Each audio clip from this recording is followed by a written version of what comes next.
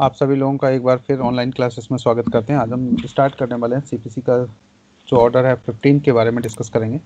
चलिए ज़रा ध्यान दीजिए। मैं आपको सीधे ले चल रहा हूँ डायरेक्ट पर, एक नज़र डालिए। स्क्रीन सभी को शो हो रही क्या गाइस? देखिए जल्दी से। Yes sir. ओके।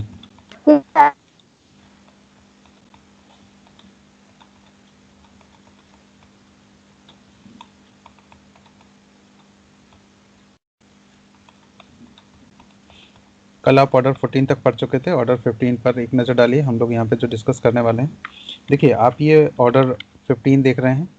यहाँ पे देखिए, प्रथम सुनवाई में बाद का निपटारा, जो फर्स्ट सुनवाई होगी क्या उसमें बाद का निपटारा हो सकता है, इसके बारे में केवल ये 1 से लेकर के 4 तक रूल दिए गए।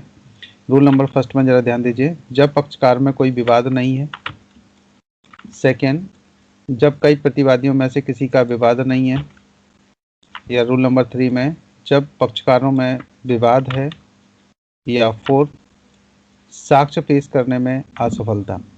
तो इस केस पर क्या प्रथम सुनवाई में बाद का निपटारा हो सकता है, इसके संबंध में आज हम यहाँ पे प्रोविजंस पढ़ने वाले हैं। आप पढ़ रहे हैं सीपीसी यानी कि सिविल प्रोसीजर कोड 1908 का ऑर्डर नंबर 15 की हम लोग यहाँ पे डिस्कस करने वाले हैं। चलिए ज़रा ध्यान दीजिएगा।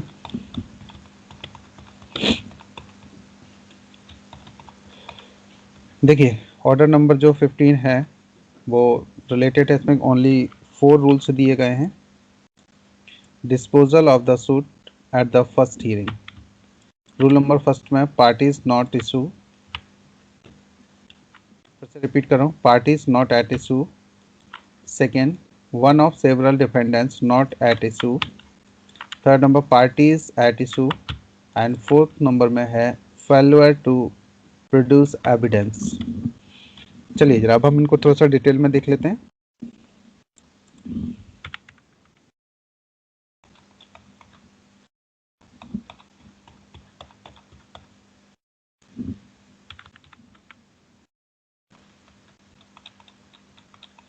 एक मिनट लाइन पर रहेगा प्लीज।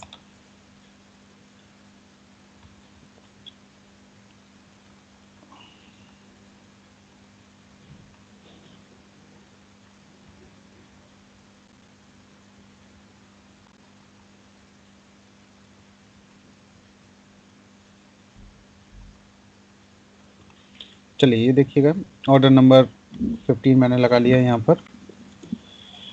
एक सेकंड गाइस।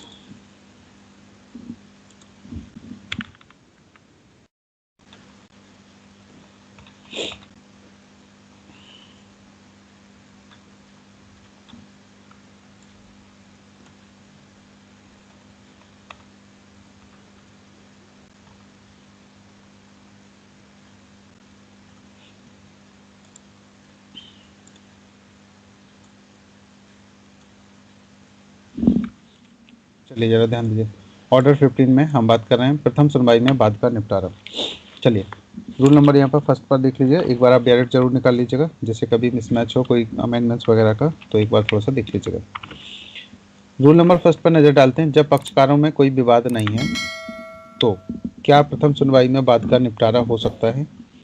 तो देखिए ज़रा ध्यान दीजिएगा, जहां बाद की प्रथम सुनवाई में यह प्रतीत होता है कि विधि के या तथ्य के किसी प्रश्न पर पक्षकारों में विवाद नहीं है, वहाँ न्यायालय तुरंत ही निर्णय सुना सकेगा। देखिए यहाँ कहा गया कि जहाँ बाद की प्रथम सुनवाई में यह प्रतीत होता है कि विधि के या तथ्य के किसी प्रश्न पर, यानी कि क्वेश्चन ऑफ लॉ और किसी फैक्ट पर, कोई जो फैक्ट के किसी प्रश्न पर पक्षकारों में विवाद नहीं है। फिर से रिपीट कर रहा हूँ मैं, देखिए जहां बाद की प्रथम सुनवाई में यह प्रतीत होता है कि विधि के या तथ्य के किसी प्रश्न पर पक्षकारों में विवाद नहीं है, वहां न्यायालय तुरंत ही निर्णय सुना सकेगा। जो इंग्लिश मीडियम के हैं वो भी थोड़ा सा ध्यान दीजिएगा। आप पढ़ रहे हैं ऑर्डर नंबर 15 और 15 रिलेटेड है disposal of the suit at the first hearing. Rule number first पर नजर डालिए, parties not at issue. Rule number first का सब रूल फर्स्ट पर हम नजर डालते हैं। where at the first hearing of a suit it appears that the parties are not at issue on any question of law or of fact, the court may at once pronounce judgment. तो court यहाँ पर क्या कर सकता है, एक बार में ही judgement को प्रोनाउंस कर सकते हैं। तो यहाँ पर देखिए ज़रा ध्यान दीजिए, कब फर्स्ट हियरिंग की बात करें, जब फर्स्ट हियरिंग में आ रहे हैं उस समय ही अगर ऐसा लगता है, प्रतीत होता है कि the parties are not at issue on any question of law और ऑफ फैक्ट, तो इस केस में क्या होगा, कोर्ट में at once pronounce judgment. Rule number 2 पर एक नजर डालिए। जब कई प्रतिवादियों में से किसी एक का विवाद नहीं है, सब रूल नंबर फर्स्ट पर नजर डालेंगे। जहां एक से अधिक प्रतिवादी हैं और प्रतिवादियों में से किसी एक का विधि के या तथ्य के किसी प्रश्न पर वादी से विवाद नहीं है, वहां न्यायालय ऐसे प्रतिवादी के पक्ष में या उसके विरुद्ध निर्णय तुरंत ही सुना सकेगा और बाद केवल अन्य प्रतिवादियों के विरुद्ध चलेगा।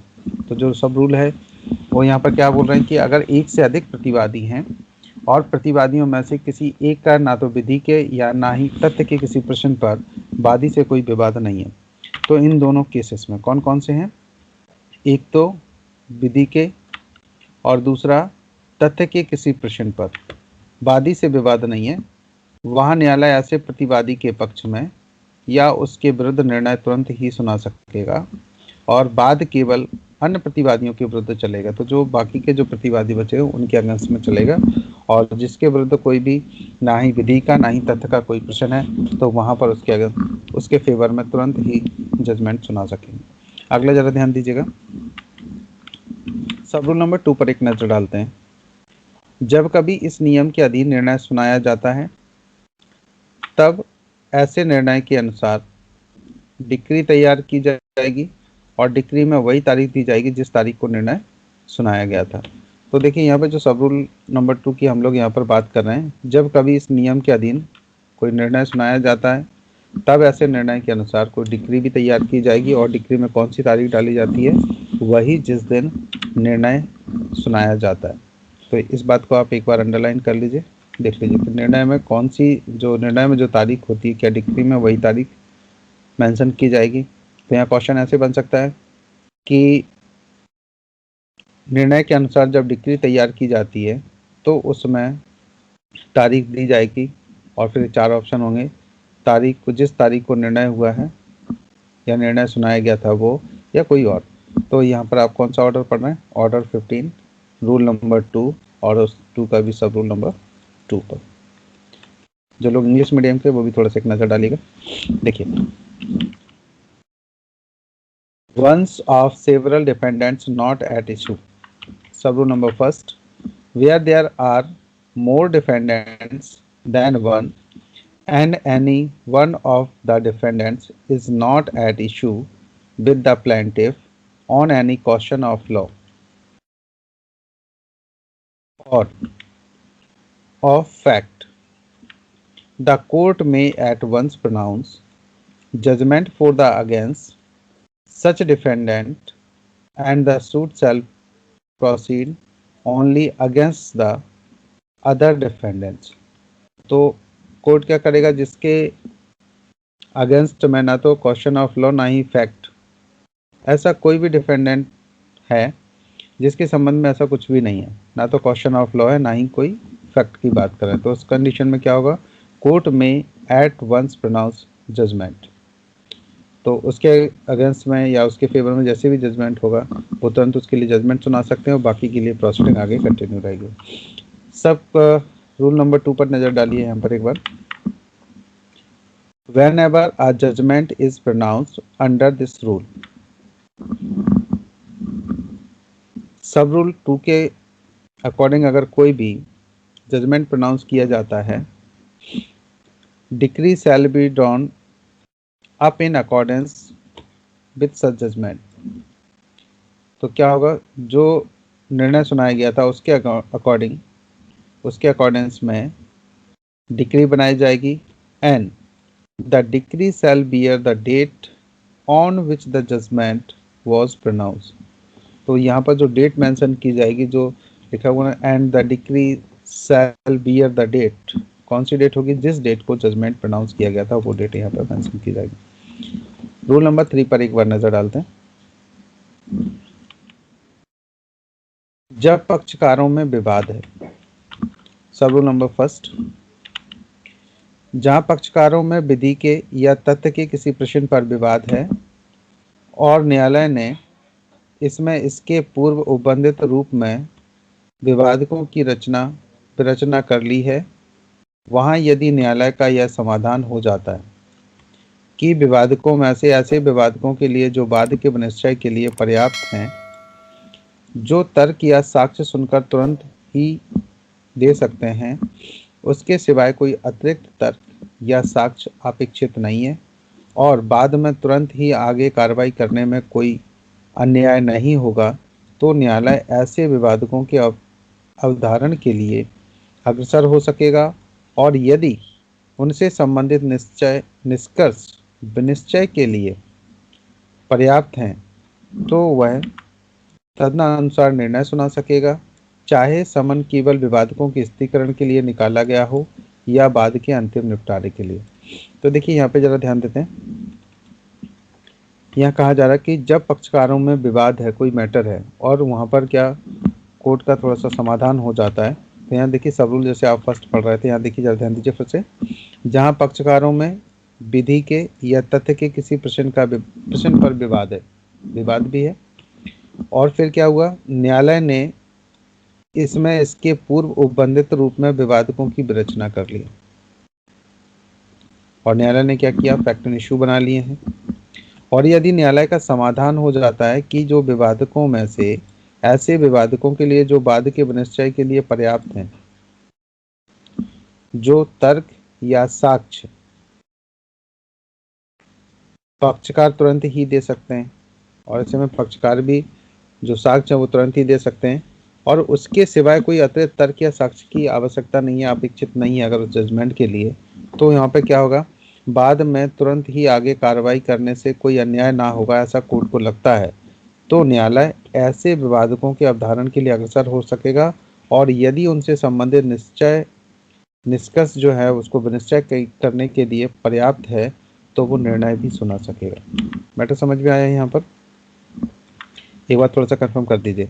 अब यहाँ पर देखिए एक मैटर और है कि भले ही उस समय समन केवल विवादकों के स्थिरीकरण के लिए निकाला गया हो या बाद के अंतिम निपटारे के लिए, दोनों में से कुछ भी हो सकता है, तो यहाँ ये मैटर नहीं करेगा समन किस चीज़ के लिए निकाला गया है, यहाँ कोर्ट के स्वाभाविक पर निर्भर करता है कि अगर उसका समाधान हो जाता है कि इससे ज़्यादा एविडेंस की आवश्यकता नहीं है और समाधान हो गया तो वो यहाँ पर निर्णय भी कर सकता है। परंतु जहाँ समन केवल विवादकों के स्थिरीकरण के लिए ही निकाला गया है,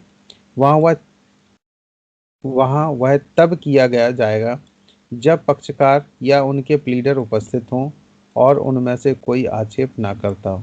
तो यहाँ पर देखिए कहा गया कि जहाँ समन केवल विवादकों के स्थिरीकरण के लिए निकाला गया था, वहाँ वह तब किया जाएगा, जो जजमेंट की बात है कि वहाँ पर पक्षकार या फिर उनके प्लीडर उपस्थित हों, तभी वहाँ पर, और वहाँ पर वो लोग कोई ऑब्जेक्शन ना करें तो फिर डायरेक्ट यहाँ पर जजमेंट भी सुनाया जा सकता है।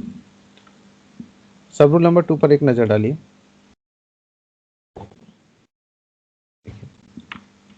कहा जा रहा है कि जहां निष्कर्ष निश्चय के लिए पर्याप्त नहीं है, वहां न्यायालय बाद की आगे की सुनवाई मुलतवी करेगा और ऐसे अतिरिक्त साक्ष्य को पेश करने के लिए या ऐसे अतिरिक्त तर्क के लिए दिन नियत करेगा जो मामले में अपेक्षित हों। देखिए यहाँ कहा गया कि अगर यहाँ पर निष्कर्ष जो है तो निश्चय के लिए पर्याप्त नहीं है, तो वहाँ न्यायालय बाद की आगे की जो सुनवाई है उसे मुलतवी करेगा और ऐसे अतिरिक्त साक्ष्य को पेश करने के लिए या ऐसे अतिरिक्त तर्क के लिए जो उसे ठीक लगे के लिए दिन नियत करेगा और मामले में जैसा मामले में अपेक्षित हो। तो यहाँ अगली डेट यहाँ पर देंगे कि नेक्स्ट डेट पर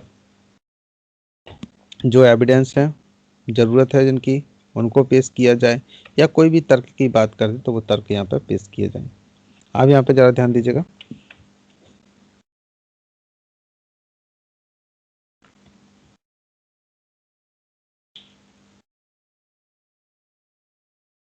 एक सेकंड गाइस, लाइन पर रहिएगा प्लीज। हाँ, सब रूल नंबर 4 पर एक नजर डालिए। साक्ष्य पेश करने में असफलता, जहां समन वाद के अंतिम निपटारे के लिए निकाला गया है और दोनों में से कोई भी पक्षकार वह साक्ष्य पेश करने में पर्याप्त हेतु के बिना असफल रहता है। देखिए जरा ध्यान दीजिए, जहां साक्ष्य पेश करने में असफलता हो, जहां पर समन निकाला गया हो, समन अंतिम निपटारे के लिए निकाला गया हो और दोनों में से कोई भी पक्षकार वह साक्ष्य पेश करने में पर्याप्त हेतु के बिना असफल रहता है, जिस पर वह निर्भर करता है, वहां न्यायालय तुरंत ही निर्णय सुना सकेगा, या यदि वह ठीक समझता है तो विवादकों की विरचना और अभिलेखन के पश्चात वाद को ऐसे साक्ष्य पेश किए जाने के लिए स्थगित कर सकेगा जो ऐसे विवादकों पर उसके विनिश्चय के लिए आवश्यक है। तो देखिए जरा यहाँ पे ध्यान देते हैं हम लोग, कह रहे हैं कि जहाँ से साक्ष्य को पेश करने में असफलता हो वहाँ पर क्या इम्पैक्ट पड़ेगा। तो देखिए सीधा सा, जहाँ समन है ना वो वाद के अंतिम निपटारे के लिए निकाला गया है और दोनों में से कोई भी पक्षकार वह साक्ष्य पेश करने में पर्याप्त हेतु के बिना असफल रहता है। कोई भी ऐसा पर्याप्त कारण नहीं है कि जिसके कारण वो असफल हुआ है, तो जिस पर वह निर्भर करता है, तो वहाँ न्यायालय क्या करेगा, तुरंत ही निर्णय सुना सकेगा और यदि वह ठीक समझता है तो विवादकों की विरचना और अवलेखन के पश्चात, जो विवादक उसने फैक्ट एंड इशू बनाए हुए थे उनका डिस्क्रिप्शन करने के बाद, उनका निश्चय करने के बाद फिर क्या करेंगे, यहाँ पर ऐसे साक्ष्य पेश किए जाने के लिए स्थगित कर सकेगा जैसे विवादकों पर उसके निश्चय के लिए आवश्यक हों, जो उन्होंने फैक्ट एंड इशू बनाए हैं उन फैक्ट एंड इशू के लिए जिन एविडेंस की आवश्यकता तो उनके लिए स्थगित भी कर सकते हैं, या फिर उन्हें लगता है कि जजमेंट सुनाना ठीक रहेगा, न्याय हित में रहेगा, तो वहाँ न्यायालय तुरंत ही निर्णय भी सुना सकेंगे और यदि ठीक समझता है तो विवादकों की विरचना और अभिलेखन के पश्चात एविडेंस पेश करने के लिए आगे की तारीख भी दे सकते हैं। तो ये आप सब रूल नंबर 4 पढ़ रहे थे यहाँ पे, जो लोग इंग्लिश मीडियम के वो भी जरा ध्यान दीजिए। रूल नंबर एक बार देखते हैं 3 पर, पार्टीज एट इशू। तो यहाँ पे जरा ध्यान दीजिए, सब रूल नंबर आप फर्स्ट पढ़ रहे हैं यहाँ पर, where the parties are at issue on some question of law और फैक्ट। तो यहाँ पे देखिए, सम क्वेश्चन ऑफ लॉ और of fact, an issue have been framed by the court as hereinbefore provided, if the court is satisfied that no further argument or evidence that the parties can at once adduce is required upon such of the issue as may be sufficient for the decision of the suit, and that no injustice will result from proceeding with the suit forthwith।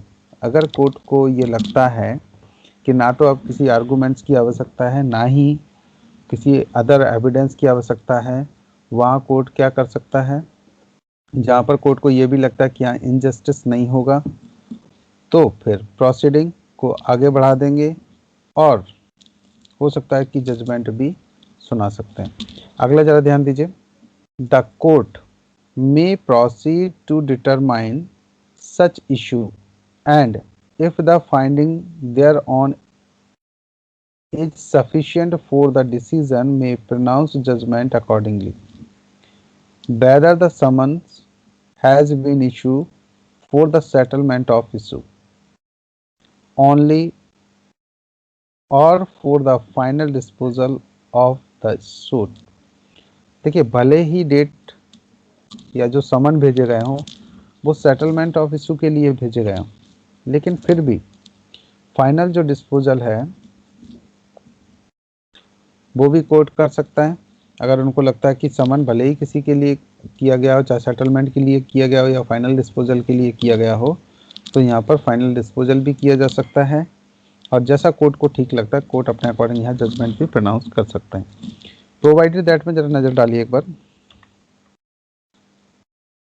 Where the summon has been issued for the settlement of issue only, the parties or their pleader are present and none of them object। अगर यहाँ पर देखिए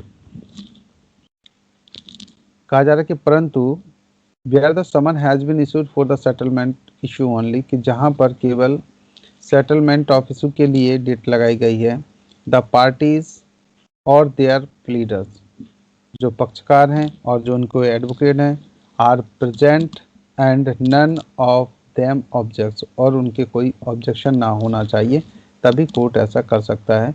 ये rule number 3 और सब rule number 1 के according. आप जरा ध्यान दीजिए, रूल नंबर 3 सब रूल नंबर 2 पर एक नज़र डालते हैं। Where the finding is not sufficient for the decision, मान लो जहां पर सफिशियंट फाइंडिंग सफिशियंट नहीं है डिसीजन के पर्पज से, the court shell postpone the further hearing of the suit, तो कोर्ट क्या करेगा, पोस्टपोन कर देगा फर्दर हियरिंग के लिए, and shall fix a day, और डेट फिक्स करेंगे, for the production of such further evidence, कि और जो एविडेंस हैं उनको पेश किया जाए, और फॉर सच फर्दर आर्गूमेंट, और फिर ऐसे जो भी आर्गूमेंट्स हों, एज द केस रिक्वायर, जैसा केस में आवश्यक हो उसके अनुसार एविडेंस और आर्गूमेंट्स के लिए डेट लगा सकते हैं। आप इसको ऐसे भी बोल सकते हैं। रूल नंबर 4 पर एक नज़र डालिए।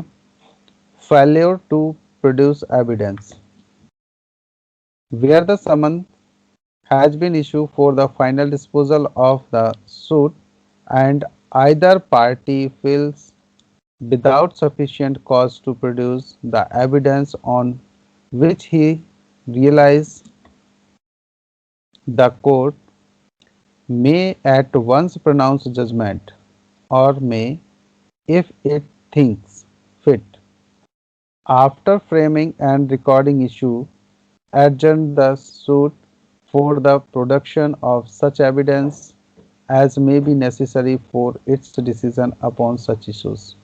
देखिए यहाँ पे इसका एक बार थोड़ा सा मतलब भी समझ लीजिए। कहा गया कि फेलर टू प्रोड्यूस एविडेंस, जहाँ पर एविडेंस पेश करने के लिए कोई व्यक्ति असफल हुआ उस कंडीशन में क्या होगा, तो कहा गया देखिए, where the summons has been issued for the final disposal और the suit and either party fails without sufficient cause to produce the evidence, जहाँ पर किसी भी पार्टी को समन भेजा गया हो for the final disposal of the suit and either party fails without sufficient cause to produce the evidence on which he relies, the court may at once pronounce judgment, or may, if it thinks fit, after framing the recording issues, adjourn the suit for the production of such evidence as may be necessary for the decision upon such issue। तो जैसा court को ठीक लगता है उसके according, देखिए जरा ध्यान दीजिएगा यहाँ पर, कहा यहाँ पर अगर कोई फेलोर होता है विदाउट किसी रीजनेबल ग्राउंड्स के, विदाउट रीजनेबल कॉज के, इसका कोई पर्याप्त कारण नहीं है, तो कोर्ट क्या कर सकता है, मे वंस प्रोनाउंस जजमेंट, और may if it thinks fit, जैसा कोर्ट को ठीक लगता है, after framing and recording issues, adjourn the suit for the production of such evidence as may be necessary for its decision upon such issues। और court क्या कर सकता है, नेक्स्ट डेट लगा सकता है एविडेंस के लिए और फॉर डिसीजन के पर्पज से, जो भी डिसीजन के पर्पज से नेसेसरी एविडेंस है उसके लिए डेट आगे की पोस्टपोन कर सकते हैं, यानी कि बढ़ा सकते हैं। तो गाइज ये ओनली जो आप ऑर्डर नंबर पढ़ रहे थे, ऑर्डर नंबर 15 का, ऑर्डर नंबर 15 जिसमें ओनली 4 रूल्स थे, तो मुझे उम्मीद है कि शायद आप लोगों को ये समझ आया होगा। एक बार प्लीज़ क्लियर कर दीजिए अगर आप लोगों को क्लियर हुआ हो तो। किसी को इससे रिलेटेड कोई क्वेश्चन है को? क्लियर है सर। Clear, okay.